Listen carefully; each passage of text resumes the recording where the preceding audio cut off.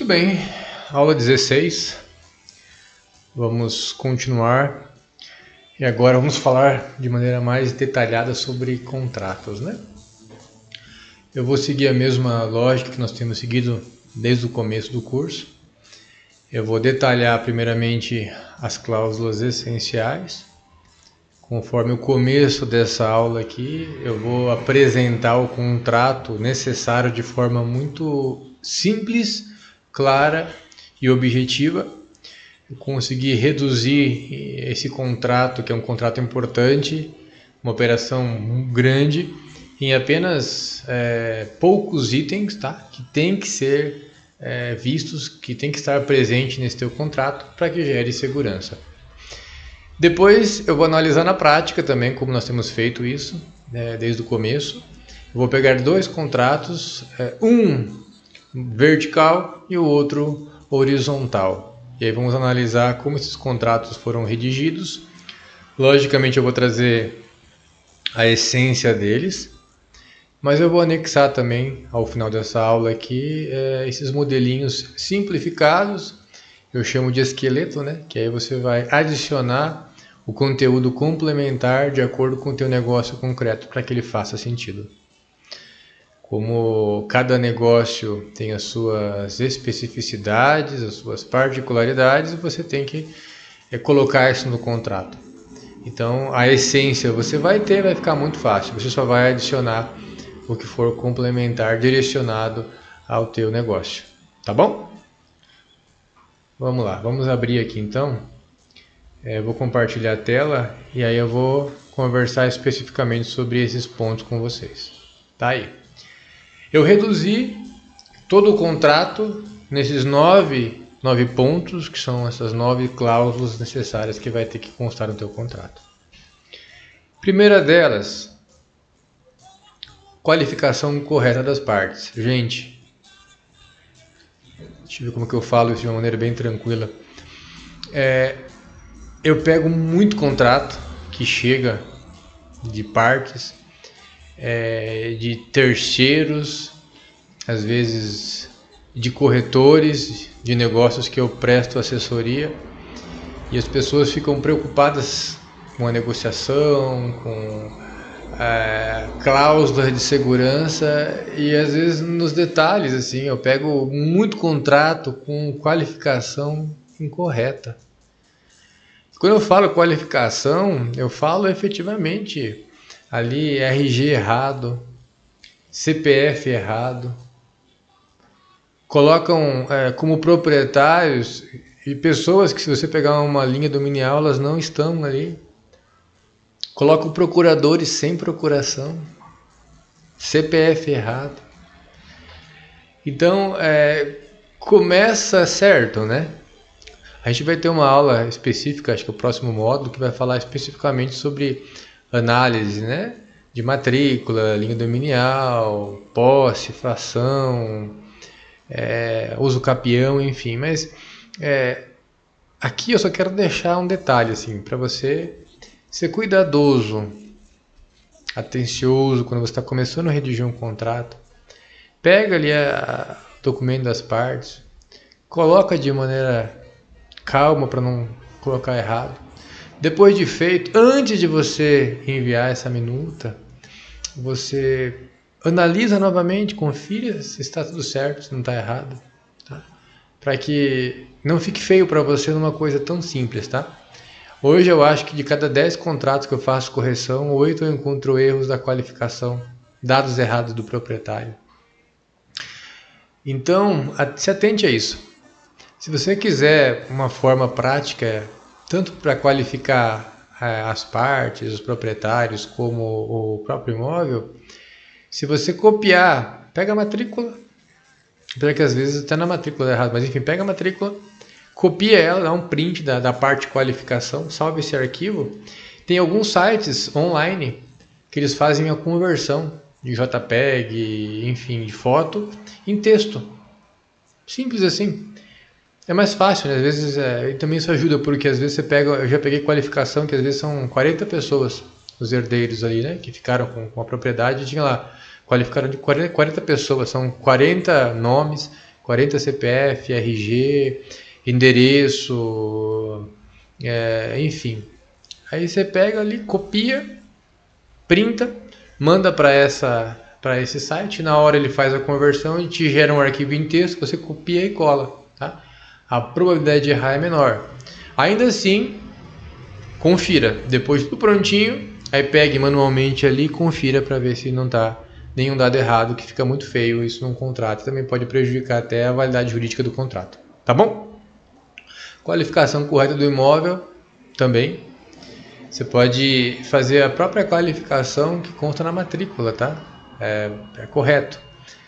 Vai lá colocar lote de terras, número tal, oriundo da subdivisão do imóvel tal, localizado no município tal, na região nome tal, bairro tal. Aí coloca lá os dados complementares que existirem, se constar ali INCRA, se constar a indicação fiscal do imóvel, coloque. Matrícula tal, proveniente da serventia tal, registro de imóvel tal, coloca lá bem bonitinho. Começa certo, tá? 3. Terceiro ponto, deixar claro o objetivo do contrato. Então depois que você qualificou lá, você deu o nome do teu contrato, tá? Vai ser um instrumento particular de compra e venda, instrumento particular de opção de compra, memorando de entendimento. Aí você que escolhe de acordo com a teu objetivo, de acordo com as partes envolvidas, enfim. Qualificou corretamente as partes, qualificou corretamente o objeto, que é o imóvel, deixa claro agora o objetivo do contrato.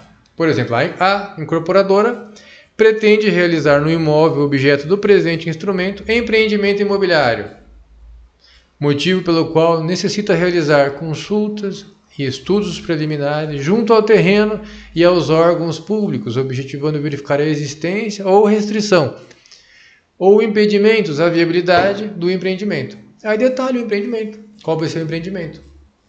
Vai ser um loteamento com tantos lotes, tantos metros quadrados cada lote. Vai ser lá um empreendimento com tantas torres, com tantos apartamentos de metragem e tal. Tá? Então fica muito claro, para quem pegar esse contrato, ele vai entender o objetivo desse contrato. Que é, quando eu falo contrato, entenda-se um pré-contrato, tá? Que é um contrato particular. Nosso contrato definitivo é mais à frente. Então, mas o objetivo vai ficar claro. Que você tem o objetivo de executar um empreendimento, aí você vai detalhar qual é o empreendimento, e você precisa de um tempo, de um prazo, para você fazer as análises, as consultas, os estudos, para ver se aquele empreendimento é viável ou não, tá? Então, esse é o objetivo. Outra cláusula, gastos, custos. Que essa etapa é custosa, tá? Para você fazer uma viabilidade hoje de um projeto desse, essas análises. Lógico, tudo vai depender do tipo de empreendimento que você vai realizar, mas você vai gastar brincando em 150, 200, 300, 400, 600 mil, depende do porte do empreendimento. Quem que vai arcar com esses custos? Tá? Isso vai depender da tua negociação, do teu projeto, do teu acordo com a incorporadora. Normalmente é a incorporadora que arca com esses custos, mas tem casos que existe uma parceria entre as partes, que esse custo é rateado, enfim. Então, está em aberto, caso concreto, você adiciona aí, mas é importante prever isso no contrato, tá? Os gastos, os custos desses estudos vai ficar com responsabilidade sobre quem? Coloca ali. Outra cláusula, prazo de vigência, tá? Tem que ter um prazo. Esse pré-contrato, ele vai levar você para algum lugar, que é o contrato definitivo. Esse caminho que você vai percorrer vai demorar quanto tempo? 6 meses? Normalmente no mínimo é 6 meses, né? Porque você falar em fazer uma análise junto à municipalidade, concessionárias, órgãos ambientais, em menos de 6 meses é impossível. Então, assim, normalmente 6 meses, mas tem casos, por exemplo, no estado de São Paulo, tem a Graproab, quando eu pego algum projeto em São Paulo hoje, é no mínimo 2 anos para a gente conseguir aprovar um projeto em São Paulo. Depende do projeto, depende da localização, mas é uma estimativa, tá? Já outros locais eu consigo 12 meses, consigo concluir essa etapa inteira até conseguir a obtenção dessas validações. Então, esse tempo você vai ter que analisar. Ah, mas eu não tenho expertise para saber qual vai ser esse tempo. O teu incorporador tem, ele já está habituado a fazer isso naquela região. Lembra nas aulas anteriores que nós vimos que você já fez a pesquisa de onde ele atua, quais são os bairros, enfim. Então, ele já tem esse know-how. Então, pega dele, olha, ele vai te passar. Eu preciso para viabilizar esse negócio aqui, as minhas análises, 6, 8, 12 meses. Aí você coloca esse prazo no contrato. Tá? Por quê? Porque ao final desse prazo, aí o incorporador vai ter que posicionar para você, como intermediador, para o proprietário, olha, eu finalizei. Às vezes acontece antes, às vezes passa o tempo, entendeu? Mas ao final ele vai ter que dar uma posição. Olha, eu fiz os meus estudos, esses estudos estão aqui, está aqui a implantação, está aqui as consultas junto à municipalidade, ao meio ambiente, às concessionárias, olha só, tive essa posição aqui. Ó, não chegou, infelizmente inviabilizou. Ó, cheguei, vamos seguir, ó, deu mais do que eu esperava. Então ao final desse prazo ele vai ter que se posicionar, ele vai ter que se pronunciar. Então esse tempo tem que constar. Outro ponto, o valor e a forma de pagamento. Isso que é óbvio, né? Vai ter que se constar o valor. É o valor certo, preciso, exato? Não, é um valor estimado. Lembra que nós conversamos que esse tipo de projeto tem muitas variáveis. Então ele vai percorrer essas variáveis para analisar se aquela conta que a gente fez lá na aula anterior. Lembra? Aprendemos a fazer um jeitinho muito fácil de fazer as contas de projeção numérica. Será que essa projeção numérica deu certo? Está correta? Então a gente vai saber isso. E isso vai influenciar diretamente no valor do negócio. Concorda comigo? Então a gente precisa estimar um valor e também não só o valor. A gente tem que colocar ali a forma de pagamento. Eu deixei aqui em aberto também porque cada negócio vai variar, tá? Tem negócios que vai ser uma compra parcelada, tem negócio que vai ser uma parceria financeira, tem negócio que vai ser um adiantamento com deságio, tem negócio que vai ser pagamento por unidades físicas no próprio empreendimento, por unidades físicas em outro empreendimento já concluído do incorporador, então isso tem que constar ali. E é importante que você detalhe essa forma de pagamento de maneira muito clara, tá? Porque isso é muito importante. A possível execução de contrato posterior, enfim, tem que estar isso muito claro. Não precisa se delongar demais, como nós vimos agora, o primício da simplicidade aqui, né? Da praticidade. Mas detalhe o formato de operação. Olha, o valor previsto para esse negócio é no mínimo de 10 milhões de reais. Esses 10 milhões de reais vai ser pago da seguinte forma. 1 milhão de reais fica vinculado em pagamento em dinheiro para a escritura pública de compra e venda, ou ao momento da incorporação, ou o momento que for emitido o alvará. Mais 1 milhão para o segundo momento. Quando iniciarem as vendas do loteamento, quando se contratar o banco financiador, enfim. O saldo vai ser pago em parcelas mensais, num prazo máximo de X meses, ou vai ficar vinculado à carteira de venda do loteamento, enfim. Caso a caso, analise o teu caso, mas deixe isso claro no contrato, tá? Garantias. Isso é importante, gente. Isso é um tema que dá muito problema junto às partes. Por quê? Porque o proprietário vai pegar um advogado, por exemplo, para fazer análise desse risco, desse negócio. Preocupação do advogado vai ser as garantias. Quais são as garantias que a incorporadora vai passar ao proprietário? Então isso você tem que estar bem alinhado com o teu incorporador, com o teu parceiro. E quando eu falo bem alinhado, é você conhecer muito bem essas garantias, o formato de negócio do incorporador, para quando você começar a operação, não agora é o contrato, já está tudo bem alinhado, né? Mas lá no começo da tua conversa com o proprietário, naquela reunião que é o teu show, lembra? Que vai ter que explicar, detalhar, mostrar a segurança. Então você tem que já saber e passar isso da maneira correta. Você tem que preparar o campo para quando você colocar essas garantias no contrato, as partes já estejam a par delas e talvez um ajuste ou outro vai ter que ser feito, mas já se tenha esse conceito claro na mente para dar sequência. Tá? Que garantias são essas? Aí vai depender da tua negociação. Eu coloquei ali hipoteca, tem incorporador e parceiro que às vezes dá como garantia um outro bem. Olha só, eu vou seguir aqui e vou dar um outro bem para você como garantia até o adimplemento do contrato, depois eu pego de volta, enfim. Tem incorporador que oferece garantias no próprio negócio. Por exemplo, lá, a incorporação está pronta, deu lá 200 lotes, ele separa lá 40 matrículas como garantia, tá? Tem incorporador que trabalha com carta fiança, seguro bancário. O que é isso? Ele vai lá, ele contrata junto a uma bandeira bancária um seguro, junto sendo o proprietário beneficiário. E aí, caso haja um inadimplemento, o proprietário vai lá, olha, sinistrou lá, preciso receber esse seguro aqui. Aí o banco arca com essa responsabilidade. Só que isso já é muito complexo, tá? Eu fui muito a fundo nessa questão de carta fiança. Para o incorporador isso é muito difícil conseguir. As exigências que a seguradora vai fazer, que o banco vai fazer para o incorporador, é muito difícil de conseguir atender.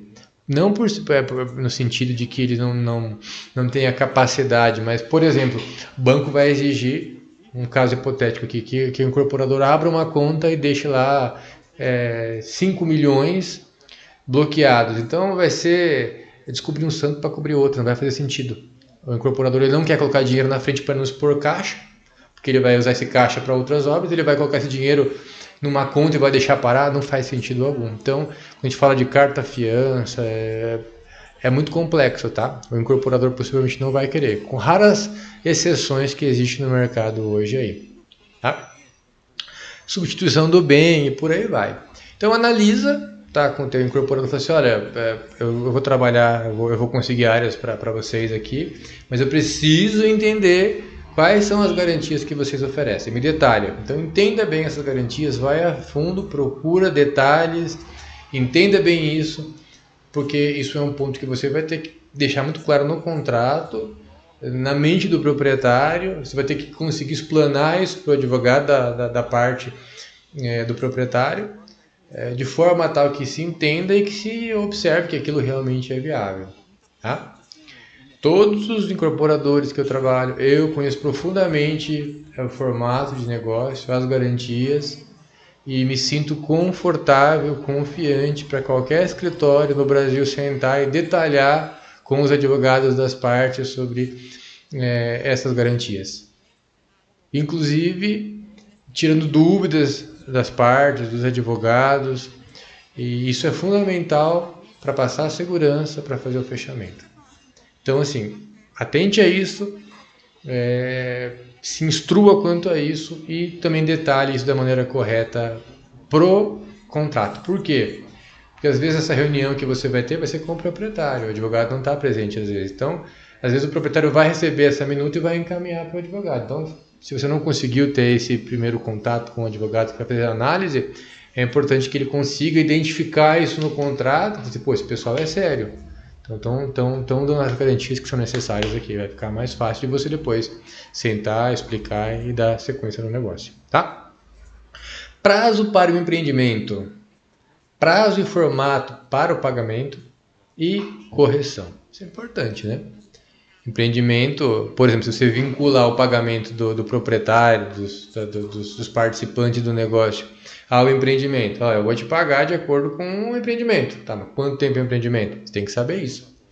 Quando você for trabalhar com Minha Casa Minha Vida, contratação de banco, já existe um cronograma de execução. Inclusive com contratação de seguro para entregar dentro do prazo, principalmente em projetos sociais. Tá? É muito sério isso. Quando os recursos saem nível federal, tem que existir um cronograma de execução. Inclusive o próprio banco financiador vai ficar responsável pela obra. Tanto é que se você observar empreendimentos sociais, vai na frente, vai ter uma placa, a bandeira de quem vai estar lá? Da Caixa Econômica Federal, por exemplo. E lá vai ter o prazo que essa obra tem que ser entregue. Então, A obra vai ter que ter um prazo. Ah, mas não é esse tipo de projeto, é um projeto de sobrados em um condomínio que vai ser subsidiado pelo próprio incorporador. Ele tem que ter um prazo. Esse prazo tem que estar no contrato, um prazo máximo de entrega. Ah, mas eu fico preocupado com chuvas, com dificuldade de mão de obra. Coloca uma cláusula, tá? Com prazo adicional, mas tem que ter prazo para concluir, tá? Prazo para concluir, prazo para pagar e a correção, caso seja acordado dessa maneira. Que tipo de correção? Vai variar de acordo com o teu negócio. Tem a variação pelo algum índice que você achar viável, pelo que o teu incorporador achar viável. Já tem outro tipo de negócio que é a valorização, que o índice é a própria valorização. Por exemplo, você faz negócio hoje e o negócio vai ser entregue daqui a 2 anos. A própria valorização imobiliária nesse período já vai ter um índice de correção superior a um outro aplicado, talvez. Então, analise e coloque isso. Se você não colocar, se você não se antever nisso, você vai ser indagado e aí vai ficar saia justa. Então, veja também esse ponto e deixe isso claro no contrato. Ponto 8. Validação do estudo, validação do negócio. Isso é muito importante, tá? Falamos agora há pouco que o teu cliente é a incorporadora.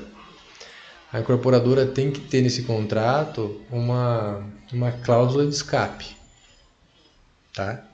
Isso é muito importante para ele. Você tem que, inclusive, auxiliá-la nesse sentido. Eu cuido muito disso. O terreno vale o que ele produz. Foi o que nós conversamos na aula de avaliação, certo? Se o terreno vale o que ele produz, ele tem que produzir o que eu estou esperando para conseguir pagar o proprietário. É uma lógica. Se ele não atingir essa expectativa, tem que ter uma cláusula de escape. E essa cláusula é essa 8ª aqui, que é a validação do estudo, para a validação do negócio. Então deixa isso muito claro no contrato, tá? Você já explicou que o objetivo do contrato é a execução do empreendimento, por exemplo, lá com 300 lotes. Coloque lá uma cláusula que caso após a viabilidade não se atinja esses 300 lotes, o negócio fica desfeito sem ônus para as partes. Tá? A incorporadora perde o que ela gastou no estudo e o proprietário fica com o bem, já está no nome dele nesse momento, então o negócio se encerra sem ônus para as partes. Ponto. Mas também vai variar de acordo com o acordo que você está conduzindo aí. Tá? Eu costumo colocar uma frase nessa cláusula. É de acordo com o critério de viabilidade do incorporador. O atingimento de tantas unidades habitacionais. Esse é o escape, tá? Para caso não atingir a expectativa do incorporador em cima da conta dele de retorno financeiro do empreendimento, o negócio fica desfeito. Essa cláusula é muito importante, ela tem que estar presente. Senão você vai se comprometer, o incorporador vai se comprometer e às vezes o proprietário vai fazer a execução do contrato, vai exigir e a conta foi feita em cima de 300 lotes e deu 200. Tem que pagar para trabalhar. Então tem que ter essa cláusula de escape. Tá? Validação do estudo e validação do negócio é importante ter. Aí a 8.1, que é o que eu acabei de falar aqui, né? Não atingir número de unidades ou a metragem e invalidar a operação. E é importante ter também multa contratual, tá? Se não tiver multa contratual, o contrato não tem validade. Eu pego muito advogado da parte do proprietário que fala assim, não, tá tudo certo, o contrato tá bom, só não concordo com essa cláusula de multa contratual, vamos tirar. Se você tira essa cláusula, você invalida o contrato. Aí não precisa de contrato, aí faz um acordo verbal. Então a segurança do incorporador tá aí, ele vai estar investindo, né? Nós vimos que nessa fase inicial, nessa etapa inicial, quem está em movimento, quem está gastando, quem está investindo é o incorporador. O proprietário está ocioso, não está gastando nada. Então tem que ter uma multa. Se o proprietário, o incorporador terminou a viabilidade, gastou lá 300, 400 mil reais, a viabilidade foi positiva, se atingiu os 300 lotes, os 500 lotes, os 1000 lotes previstos, ele tem que dar sequência no negócio. Ele tem que ir para o contrato definitivo, que é a escritura, enfim, os próximos passos. Se não, ele tem que pagar uma multa. Quanto é essa multa? Aí também vai de negócio para negócio, depende do tamanho do negócio. Só eu normalmente coloco aí 10% do valor do contrato, mas depende do caso um pouco mais. Isso é um ponto um pouco sensível, porque eu já vi casos de negociações expressivas que eu estava lidando e o advogado da outra parte, ele sugere colocar em vez de percentual, um valor fixo. Ah, eu concordo colocar lá 400 mil reais, mas para um negócio, às vezes de um VGV de 350, 500 milhões de reais, não significa nada. Então, atente para isso, tá? O valor que vai ser colocado, se em valor. O ideal sempre é colocar um percentual do negócio, do valor, do contrato, enfim. Fica mais seguro para as partes, tá? E explicar bem para o proprietário que essa é uma cláusula de desistência motivada. O incorporador concluiu, tudo pronto, e ele não quer seguir porque às vezes tem outra proposta de outro incorporador ou desistiu de venda, enfim, aí é uma garantia de segurança para dar os próximos passos do contrato e para você também, para você receber. Senão, se não conclui o negócio, você não ganha. Então, essa multa contratual é muito importante, tá? Aí as demais cláusulas são mais adaptáveis aí à tua necessidade. Foro e comarca, a tua região aí, onde você estiver trabalhando com o teu terreno. E basicamente é isso. Simples, né? Se você conseguir ter na tua mente aí esses 9 pontos, você faz um contrato na hora ali. Você tem capacidade de fazer um contrato ali, redigir um contrato. Eu consigo redigir um contrato extremamente seguro para as partes com esses 9 pontos aqui, ó. Você vai conseguir fazer aí também, tá? Só que lógico, você vai daí colocar os detalhes da operação, ele vai ficar mais robusto, tá? Mas a essência está aqui e está de maneira muito clara, certo? Já batemos 30 minutos, passamos um pouco do previsto, tá? Então, na próxima, na sequência aqui, eu analiso com vocês aí na prática. Eu vou pegar alguns modelinhos aqui que eu separei, que eu vou disponibilizar embaixo e a gente troca uma ideia sobre eles, tá bom? Fechamos por aqui.